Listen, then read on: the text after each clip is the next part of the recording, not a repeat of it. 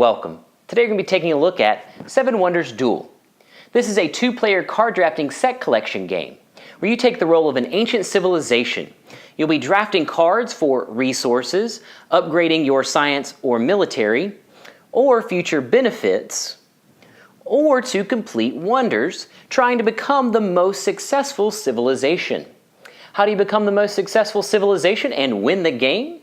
There are 3 ways in which you can win the game. First, you win immediately if you get your military to the maximum level. Second, you win immediately if you collect 6 different science cards. And the third way in which you can win the game is by having the most victory points at the end of the game. Now that we know what the winning conditions are, let's take a look at the components setup and how an age and turn work in 7 Wonders Duel. Now let's take a look at the components. You have your main board, your age cards. You have age 1, age 2, and age 3.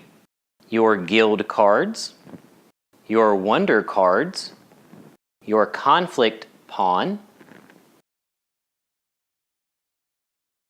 military tokens, science or progress tokens, coins, and then finally you have your score pad, help sheet, and rule book.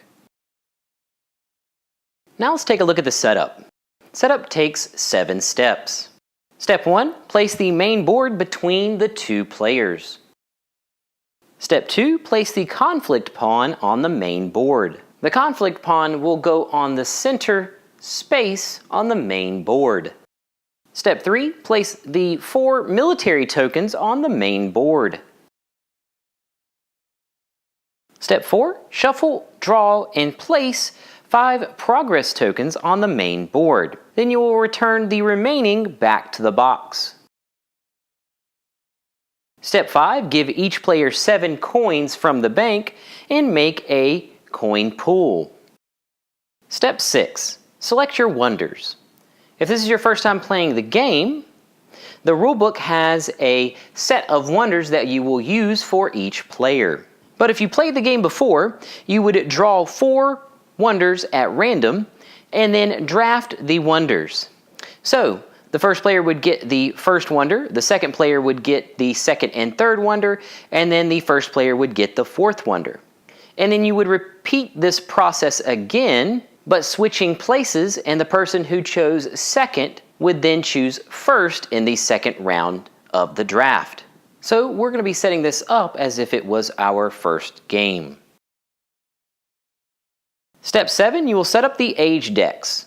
You will shuffle each age by number, and then you will discard 3 from each age at random. And then you will add 3 random guild cards to age 3, and then shuffle age 3 again.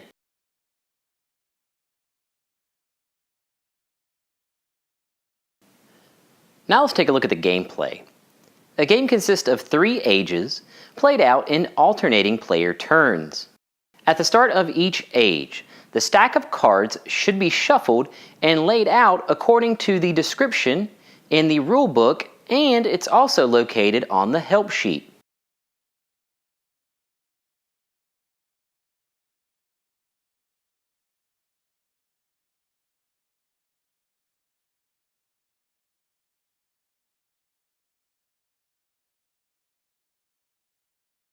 Then you start taking turns, starting with player 1. A player's turn has 3 phases. You are going to choose an accessible card, perform an action with the card, and then reveal any newly accessible cards. Now let's take a look at each phase in detail. Phase 1, choose an accessible card. You will choose a card that doesn't have any partial cards on top. So the first player in the first round only has 6 options for their card. As soon as these 2 cards were taken, then that makes this card accessible. Phase 2, choose an action with that card. There are 3 actions you can take when you choose a card. First, you could construct the building. You would pay the cost that is located on the left side of the card and then place it in front of you. So this card costs a stone. This would cost 1 coin. When you are constructing the building, if you have the resource in front of you, like the stone, you could construct that building for free. If you do not have a stone, you would pay 2 coins plus the number of that resource that the opponent has to the bank. So if your opponent had a stone, you would end up paying 3 to build that building. If in the cost it had the symbol of a card you already built in your civilization, that is a free construction. The second type of action is to discard for coins. You would discard the card and then you would gain 2 coins plus 1 for each yellow card that you have in your civilization. The third action is to construct a wonder. You would pay the wonder cost to the left of the wonder card, and then you would take the card that you chose and slide it under your wonder card. During a game, only 7 of the 8 wonders in play can be built. When constructing a military building, you would slide the military conflict, the number of military symbols, toward your opponent. As soon as the military conflict pawn crosses the line where there is a red military token, then the opponent would lose 2 coins.